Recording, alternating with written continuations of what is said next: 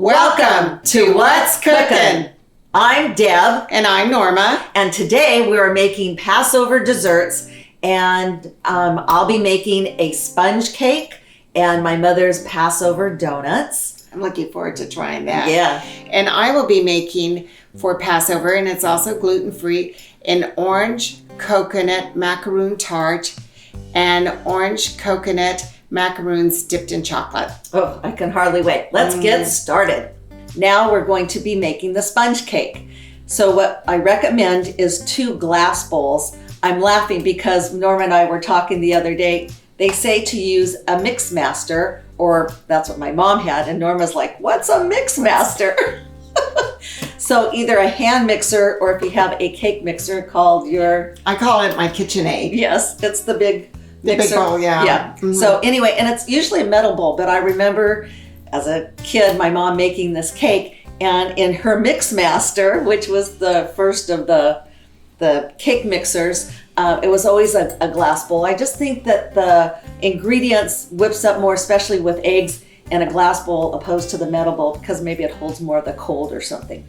So I recommend using room temperature eggs. And remember, on a few of our other segments, if you don't have room temperature egg and you need them to become to room temperature quickly, just put them in some hot water for like 30 seconds and then take them out and bring them to room temperature. So let's get started.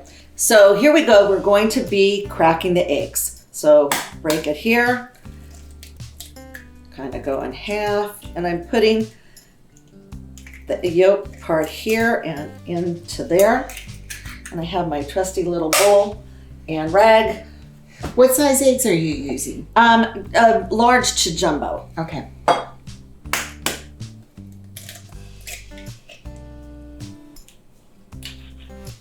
That's how I do it. Yeah, I think it works easier. Yeah, and I think more the egg white finds its way through your fingers. Yes, it does. I'm sure there's a strainer or something that you Yeah. can get. But let's finish this up and get all the eggs done.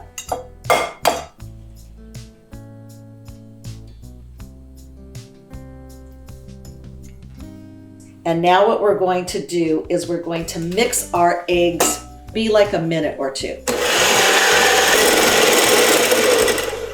So as you see, we're mixing on high and it's becoming creamier. To this mixture, now we're going to add, this is, instead of matzah meal, which a lot of recipes call for, and potato starch, this recipe calls just for potato starch, and it just makes the cake fluffier.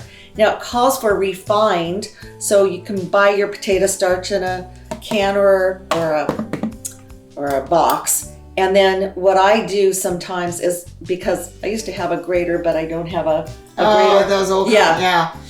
Anyway, so I use this strainer and I put it through there, and then it makes it really refined. So we're just going to put this, Norma, I'm going to ask you as I'm mixing to slowly put this in.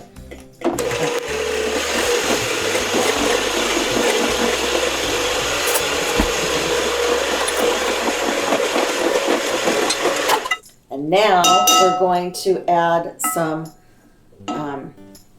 lemon juice to the mixture. So I'm going to cut this in half, and it's about a teaspoonful. So I use my hands to catch any seeds that may come through. So this is about 1.5 teaspoons. Oh, that's going to give it a lot of flavor. It'll be delicious. So here we go. And as you see, I catch a lemon seed. Okay, so let's continue. And as you can see, it's a very soft, pale yellow. Now we add to this the lemon rind. So how much of the lemon zest do you have there? It's about a tablespoonful. And the way that you do it, this is one of my favorite tools.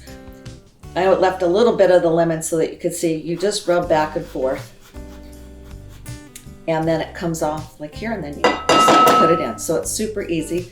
My sister-in-law Ronnie gave me this tool, and I love it. So thank you, Ronnie. Yeah, I love that. And that's a great trick because most people do it the other way. Mm-hmm. But if you've do it the way you did it, you can see how much you have there, and it's not splattering all over when you're doing the zest. Right, okay, so we're gonna mix this in. Again, you're mixing on high. Now we're going to add 1.5 cups of sugar to our mixture. So I'm just gonna pour this in. A spoon. So it might be a little thicker, which is fine because you're going to add the egg whites, which we'll whip up next. Okay. And now we're going to add a dash of kosher salt. So I just put about that much in and add it to the mixture because it just brings out all the flavors. Mm-hmm.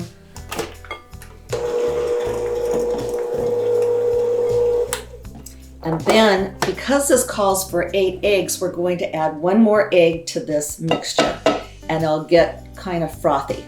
So you put the whole egg in, and you'll see it'll become more liquidy.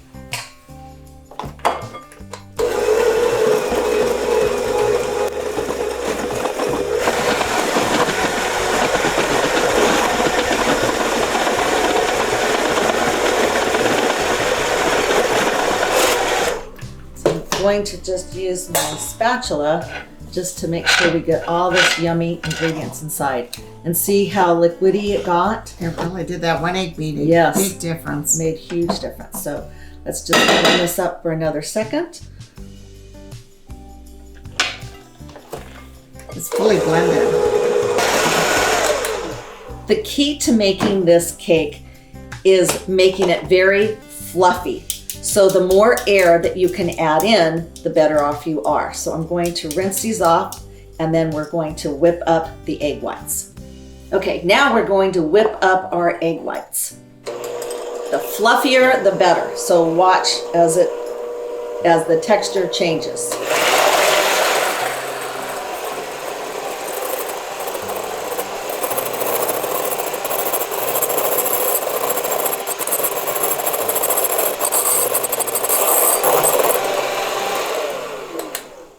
So you want your egg whites light and fluffy. You don't want them too dry. So this is about the perfect texture to whip up your egg whites. And that took less than 2 minutes. Yeah. And so now what we do is you fold this in carefully. You do like, I don't know, about 1/2 or so, or 1/3. And then you just lightly fold it into your mixture. And again, don't whip it because you want it as light and fluffy so that your sponge cake will remain high. So you can see she's doing it end over end. It's just a fold, not beating. And as you can see, some of the egg white is still not super mixed in, which is fine. Then put the rest of the mixture in. And you just keep folding. It's just a gentle fold. And look how fluffy it is.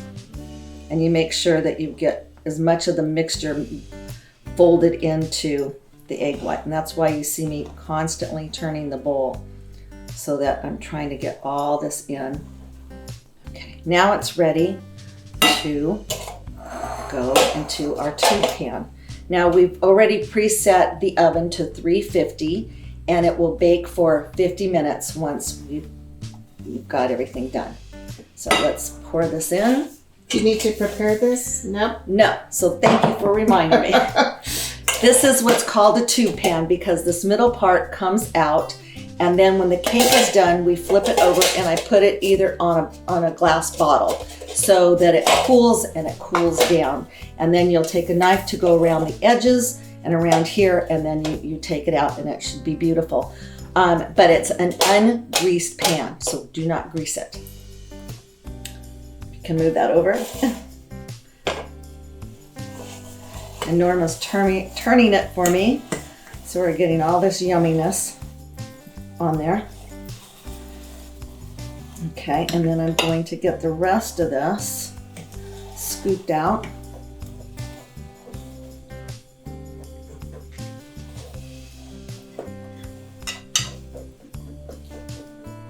And just about have it all.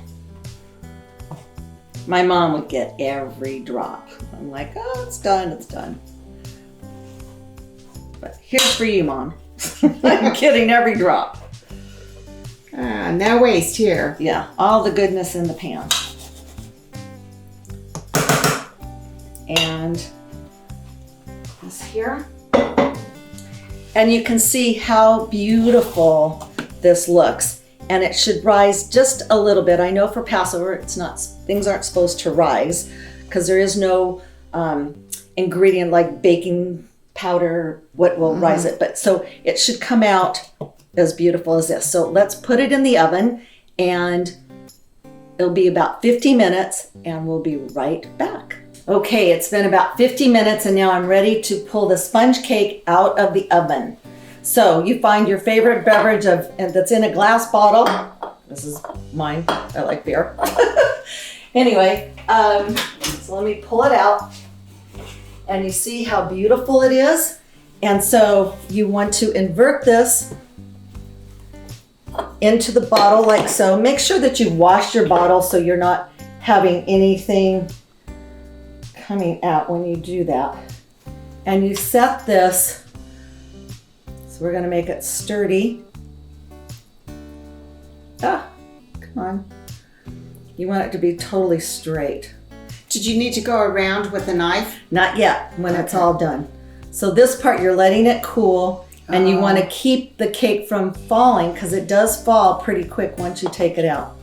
Anyway, it's hopefully will be straight, and you let it sit, even like so, it's fine. Okay. And we'll let it sit till it's cool, probably 15-20 minutes. And then we'll be right back, and then I'll show you how you cut it out of there and put it on a cake plate. Okay, so now our cake has cooled, and as you see, we kept it on the bottle. So now we take this off and we remove it. And you see, it's sort of dipped down a little bit, but it's just beautiful. So now what we do is you take a knife and you just make sure that it's will release from the edge of the pan, like so. Deb, why is it important to invert it on the bottle as opposed to just leaving it like this? So you see how it dips in here? Yeah. By keeping it upside down, it keeps the cake, the whole thing from falling. Oh, so okay. So if you leave it like this, it's gonna may fall. Go down a little bit more, because when we took it out, the whole thing sort of puffed up a little bit because the egg whites, that's what causes that fluffiness. And so you see, even like in here, it's sort of breaking away as it's dropping, and you don't want the cake to drop all the way. So we just go like this. And in these two pans, as you see the bottom here, I don't know if you can sort of see that, it pushes out. So you lift that up and then you pull out like so. Isn't that beautiful? Oh, wow, that is stunning. So obviously you can't serve it on this. So now what you do is you take your knife very carefully on the bottom and you cut all the way around so that it will release. Sort of making a little bit of a mess here. Oh, it smells so good too. Yes. And I think it's really the key of having just the potato flour. You say potato. Potato. Okay. And then you use your hand and you move your cake pan over your plate, and it is really light and fluffy. And then so you put this part, you can put actually either way. Okay, so here's the finished product, and we have it correctly on the plate. And to that, you can add berries. And I was at Costco the other day, and I saw these are called Pinkaboo strawberries. Oh, wow. Try it. They're a mix of pineapple and strawberries, and they're very watery. They're sort of sweet, yeah. But really good. Mm. So it makes a pretty display. Interesting. And you can decorate your cake this way. And then what we like to do is when we slice the cake, so I'll just put these around here like so, and I have sliced strawberries, and you add whipped cream to it, and you have a beautiful dessert ready to go. Yeah. And it's really pretty. And now we are going to be doing an orange coconut macaroon tart. Yummy. Ooh. So first we're going to do the tart shell. So in the meanwhile, I have preheated the oven to 325 degrees. So there's a couple ways of doing this. This is, to me, the easiest, is I buy 1 large bag of sweetened coconut, shredded coconut. So into here it goes. All that yumminess in it. Oh yeah, and I break it up because it's so rich. And notice how Norma loves to use her hands. I do. I like to get in there. So I break up the coconut. And so to this, I will add 1/3 cup of confectioner's sugar. And if you're not sure what confectioner's sugar is, it's powdered sugar. Yep. It's essentially what it is. So we're going to dump all that in here. Okay. Mix it around. I'll be your sous chef. Oh, excellent. Excellent. And so then to this, we're going to add egg whites. So I've already prepared the egg whites and gotten them ready. How many? We're going to add 3 egg whites. So in that goes. And you don't have to whip them before. No. And then 3/4 of a teaspoon of vanilla. I like how I have a spoon here to mix it and my hands just go in it because that's how I roll. It's kind of like playing with Play-Doh. Yeah, and also there's clumps in here of the coconut. So I find nothing works better than your hands. So there's some therapy to that. There really is. And also you can feel the texture and the consistency. And I could see, for example, I really need to mix this well because you want to make sure that the vanilla is incorporated everywhere throughout. So this looks like it's pretty good. So, but this is a 9-inch. To be honest, I typically use an 11-inch, but we're going to do, a 9-inch. And with a 9-inch, with this recipe, you're going to get a much thicker coconut crust bottom. And so some people love a lot of coconut on the bottom of it, and some people prefer just a thinner layer.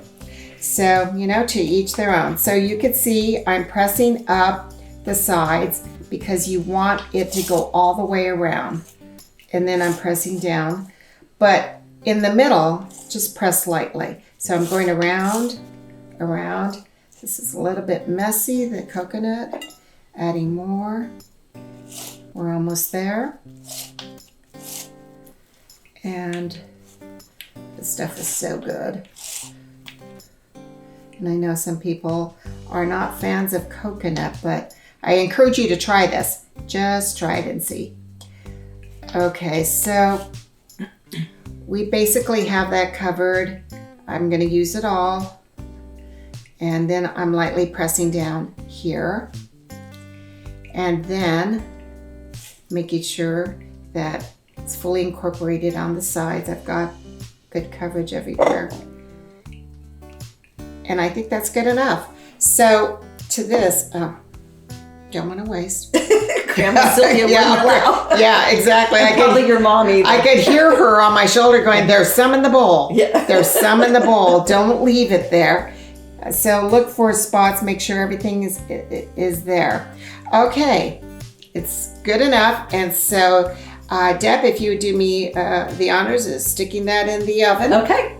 And we're going to stick it in the oven, 325 for 10 minutes. Perfect. Okay. All right.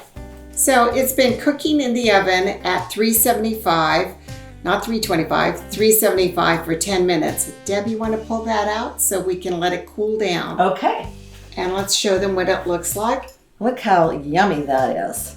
So we're going to let that cool down for Okay. about 10 minutes. So if you want to put it over on the range, Okay. at least 10 minutes, because you don't want to put, this is going to be a custard that we're going to put on top. If it's taking too long to cool down, stick it in your refrigerator. And I'm giving a little credit here because my friend Connie gave me the apron and the mittens for one of the Passovers that I did. So thank you, Connie. It's Women Appreciation Month. Well, we're filming this. Actually, it'll probably get out in April, but March is Women's Appreciation Month. And so we appreciate all the women out there and all the men who support the women who do all the wonderful things they do. Absolutely. Well, for doing a plug, I want to thank Debbie Felsenthal, who gave me this apron with my name on it. It's beautiful. So adorable. All right, so now we are going to do the custard filling. So to this, we are going to add, you have here 4 egg yolks. I've already separated them. Okay. Now we are going to add 1 can, 14 ounces of sweetened condensed milk. This stuff is so good. It is good. I know. There's a cream or there's a condensed milk and then there's evaporated milk. Because evaporated milk is sweet as well, isn't it? It is, but not like this. Yeah, this is much Not sweeter. like this. You need to use this. Every little drop. Every little drop, yeah.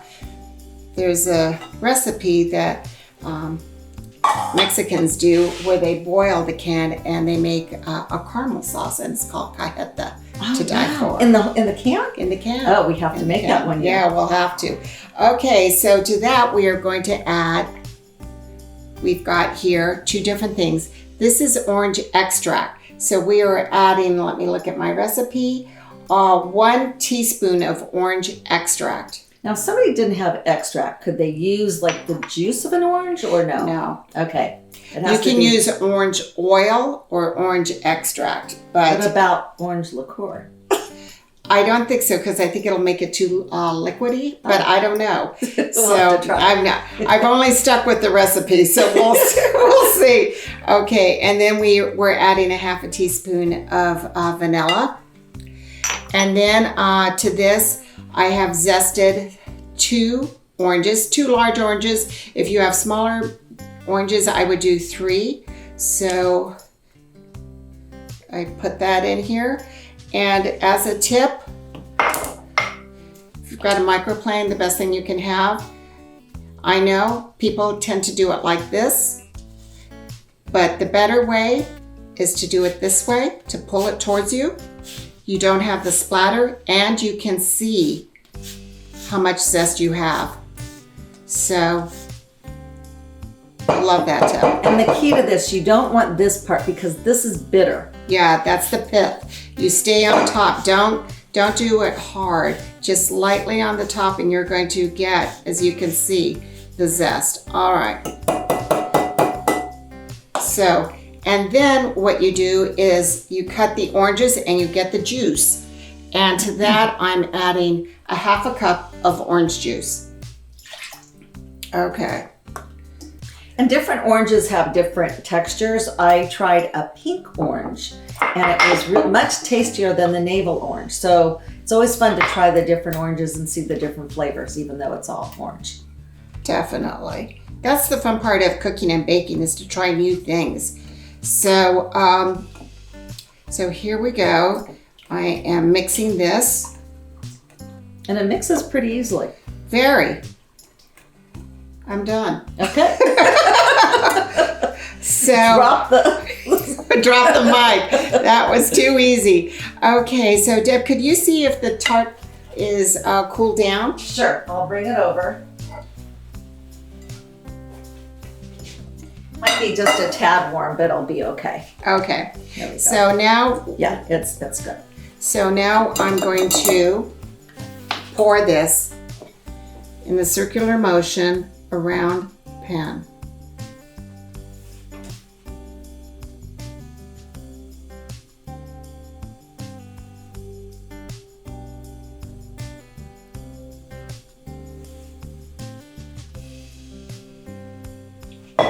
Okay, and let all that goodness go around and around and around. Okay, so meanwhile, we need to lower the temp. Deb, if you could lower the temp to 325. Okay. And then how long do we cook this for?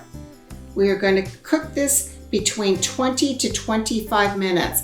It really can vary based upon your oven. So you want to cook this until it's set. Okay. So some ovens cook faster than others. So is this like a custard, sort of? It is a custard. Okay. So we are going to Let me put that in. stick that in the oven for 325 for 20 to 25 minutes. We will check it at the 20-minute mark. Okay.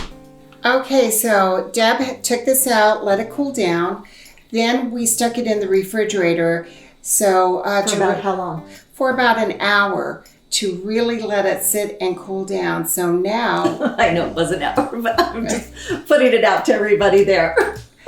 okay, so now we're going to, you can hear it cracking. I'm lifting it underneath, moving So it it comes around. up really nicely. It is coming up. Okay, and with my hand, I could slide it off the bottom of the pan, but why bother? It's safer this way. Yes. And to this, I'm going to sprinkle, because I like color, some cranberries. Now, what would be really good, which I didn't do, but I will do another time, is soak these cranberries in Grand Marnier. Oh, there you go. So I knew I'd get something in there. And that would be absolutely fantastic. The orange liqueur will help set off Look how beautiful. the dessert. And, you know, because it's all about eating with our eyes. And let me add some more sprinkles in here. You don't have to have cranberries. If you want, another idea is to drizzle chocolate over this, and because orange and chocolate are a nice flavor combination. Okay, so you know what? I think that's plenty. And, Well, as Grandma Sylvia says, you can't waste. oh, okay. Okay, Grandma. And, That looks beautiful and it smells delicious. and now we're going to do the orange coconut macaroons with chocolate. Yum. Ooh. So I have one bag, it's 14 ounces, good enough, of sweetened coconut flakes. So, And any grocery store has those. absolutely. And I break it up because it's so rich that it clumps together. So we break that up. Meanwhile, we have the oven turned on at 325 degrees. And we have 2 baking sheets because this recipe makes 24 macaroons. So we have 1 baking sheet out here prepared with a parchment paper. Okay, and I have flaked this pretty good. So to this, and it sticks, it's so rich. Yes. So to this, we're going to add sweetened condensed milk. And that's a can That's of, 1 can. 8 ounces? This, Or I 16. believe, is 14 ounces. What's it say? Let's see, 14 ounces of sweetened condensed milk. Okay, Get all that rich goodness out all of this good stuff we don't waste. Okay, so I've got that in there. I'll move this over here.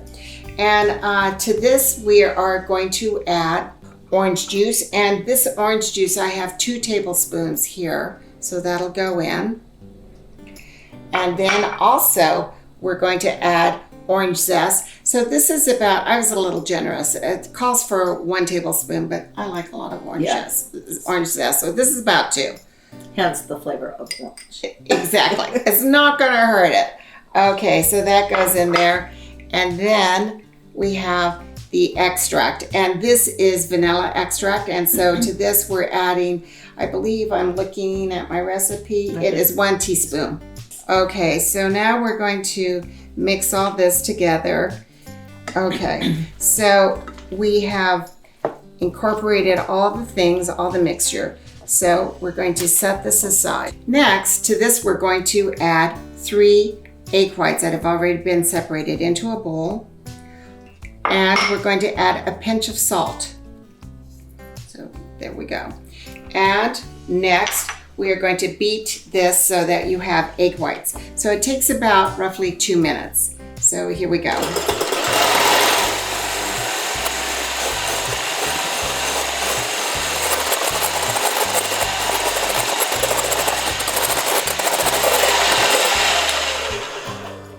Okay, so you can see how it looks, and it kind of does soft peaks.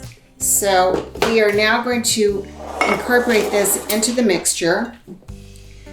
Do a little bit at a time. And you fold. You don't want to make it too mixed in there, right? Fold, but this is really tough because the mixture is so gooey, sticky. Yeah. So at some point.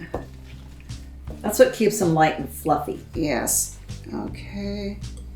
Let's just dump this in. Okay. Get all the goodness. Yes, I know. Leave nothing behind.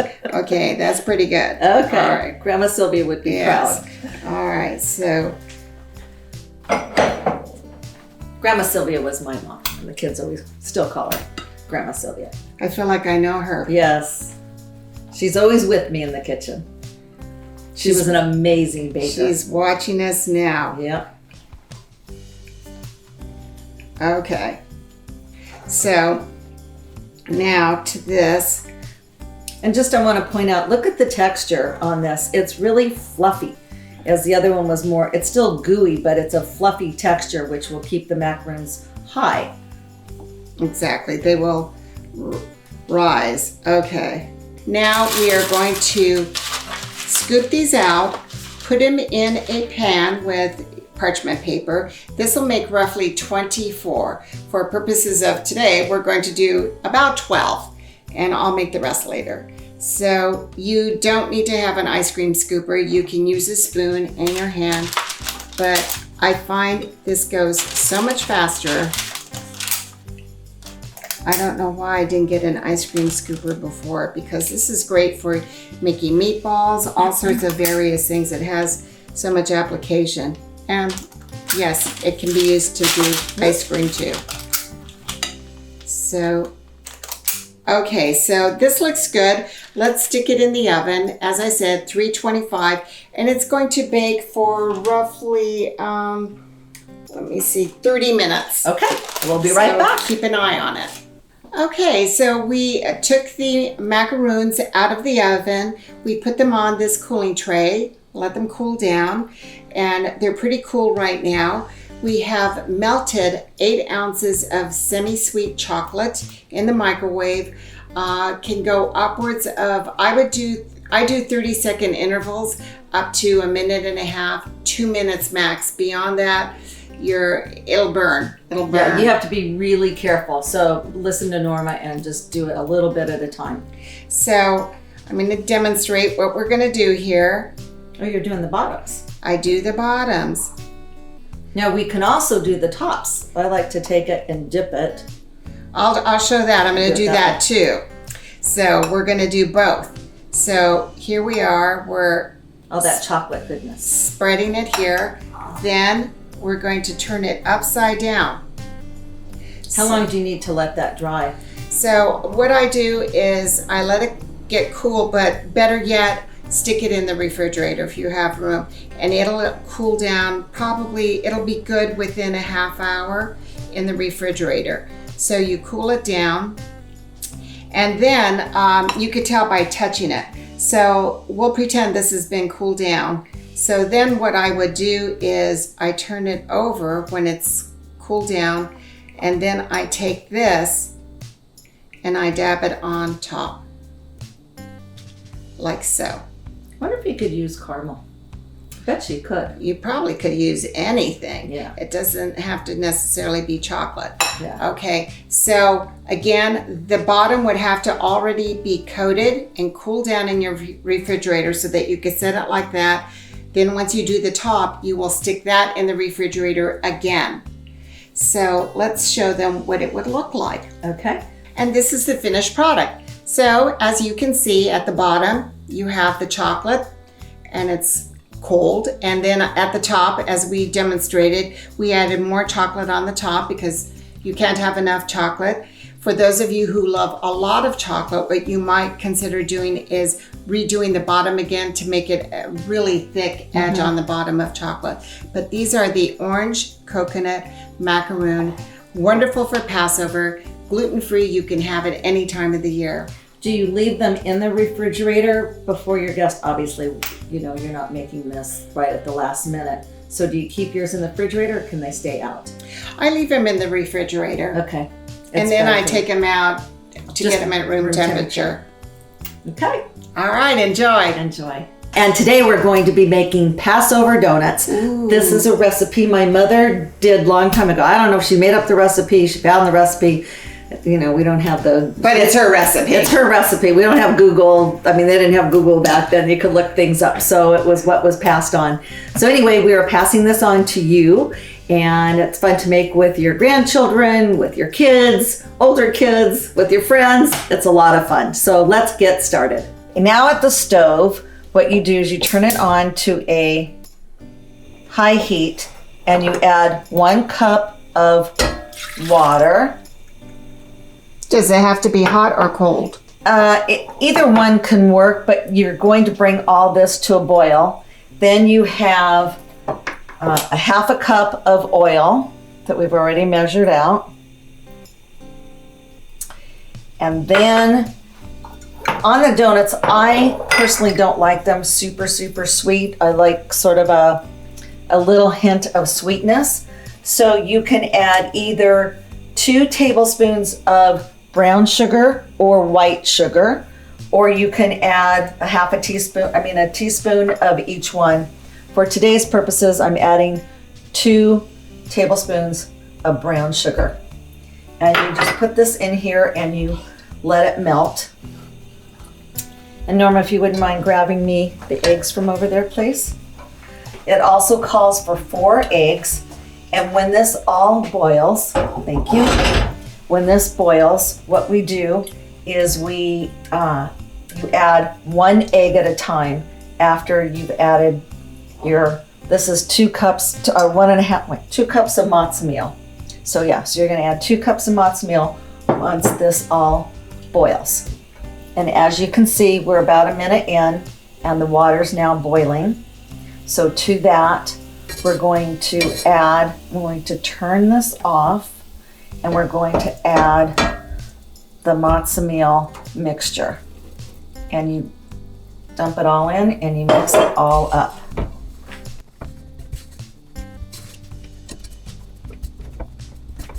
And it should be pretty well mixed in. And then to this mixture, we're going to add 1 egg at a time. You make like a little tunnel in here, as my mom used to call it. And we're gonna do 1 egg. Does it matter what size egg? Medium to large, jumbo, it doesn't really matter. Just an egg. And as you see, the batter is coming more and more together, and then we do it again. And it's important to turn off your fire because you don't want scrambled eggs in there. And meanwhile, do you have the oven preheated? Yes, the oven's preheated to 350, and that's what we'll bake them at. And so again, you keep mixing, and the mixture comes together. It's sort of, it's not a fluffy mixture. Yeah, it looks kind of dense. Yeah, it is. So it's going to produce a real cakey, doughy type of donut. Yes. Oh, I love. Yeah, it's not light and fluffy. I love cake donuts. Yeah. And the thing about the matzah donut, it's not something you can make way in advance because they do get hard. So what I do is I put them like in a little, like cover them so it's sort of like a plastic bag, and I pop them in the microwave for maybe 10-15 seconds. See how the mixture to is changing? revive it again, yeah. And our last egg.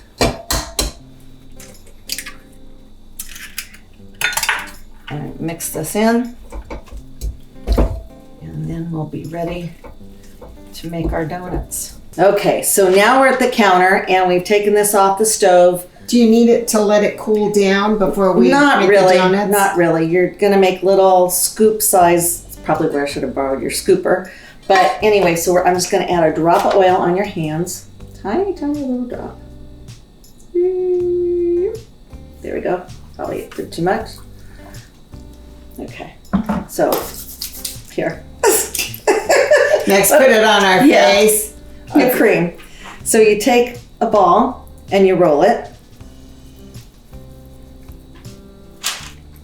And you just keep putting them on there. And then when you're done, you flatten them. So we'll make our balls and then I'll show you what we do next.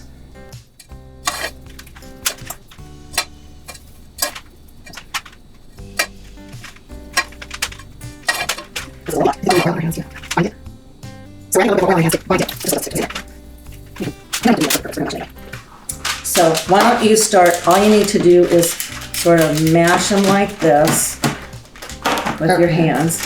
And then you take your finger, make sure there's plenty of oil in it, and then you make your little donut hole like that. Oh, okay. So you finish up that while I finish these.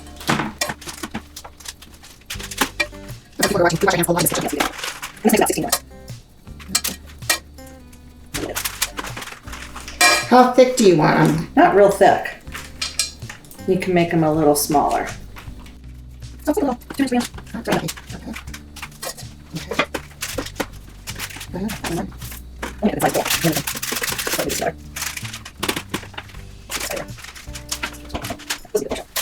Okay, now the fun begins. So you take a donut and you can put, this is cinnamon and sugar. You can put on there, like so. And sometimes what I do is I take the whole donut and I add chocolate chips to it. So I mush it all in, like so. But you can add whatever decoration you want to add. See, so the chocolate chips on this one will get inside the donut, and then you can reshape it. And it's just fun. So this is, your kids or you can be as creative as you want to be. You have different color, all sorts of different color stuff. So I have like sprinkles that you can put on there. You just kind of mush them in. This is fun. Yeah. The kids will love this. Yeah, it's a great project. And then they can say that they helped make dessert. And here you go. And we're ready to go. So you bake these at 350 degrees and for about 25 to 30 minutes. So let me pop these in and we'll be right back. Okay, so we've taken these out of the oven and we're just gonna place them on a plate. And here we go. They look delish. Yes, they do. And they're really fun, you know, and your kids or you or whoever, you'll just have fun saying we got to decorate them with the chocolate chips. What's great about it is it's almost a healthy donut in that you're not frying it in oil. That's true, but yeah. But they do get a little hard, so it's like you gotta make them and eat them. Eat them. Today we made all these wonderful dishes for you, and let's start with Norma's macaroons. So this is an orange coconut macaroon with chocolate. Yummy. These are the Passover donuts that we decorated and had a lot of fun with. Then these are the matzo brie cookies and the sponge cake with strawberries. These are peekaboo. Strawberries that are like pineapple, strawberry and apples. Yeah, mixture. Yeah.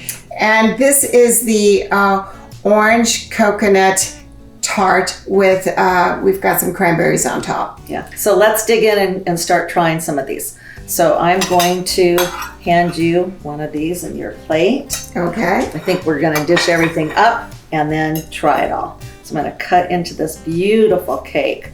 And it seems so light and fluffy. It's a lemon sponge cake. It almost reminds me of like an angel food cake. It's very much like that.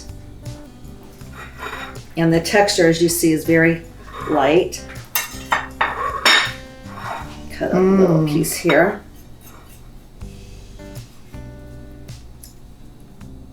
go. And A donut.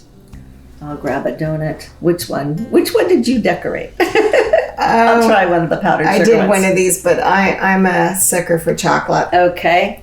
And then a macaroon. You want a whole or a half? I'll do a half. Okay, let me cut one. I'll split it with you. How's that? Okay. And then with the cake, we can add strawberries, which is always delicious, and a little bit of whipped cream if you like. And see how beautiful that is, Norma? I don't know if you want any whipped cream, but here's some strawberries for you. Okay. And I think we almost need a dinner plate. Okay, and now I have to cut the tart. Yes. I'm gonna put this on top of that. I'm gonna cut it. Looks small, amazing. Small.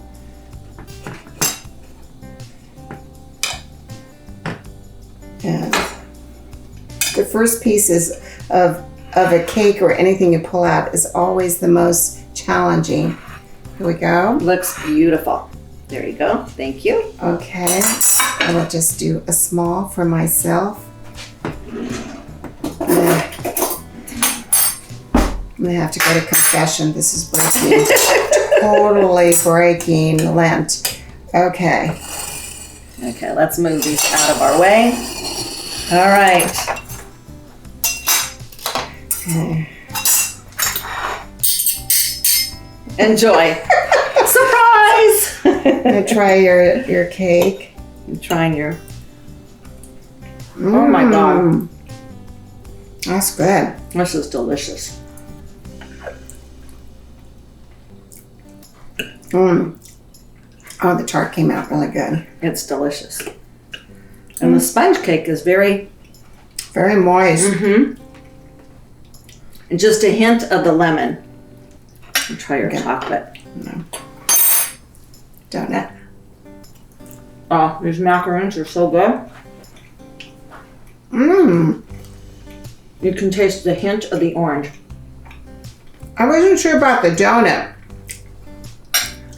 But look, everything's good with chocolate. So I like it. Okay, and then the macaroon. They're a little dense, but it's good. The macaroons are messy because it has the delicious. chocolate, but delicious.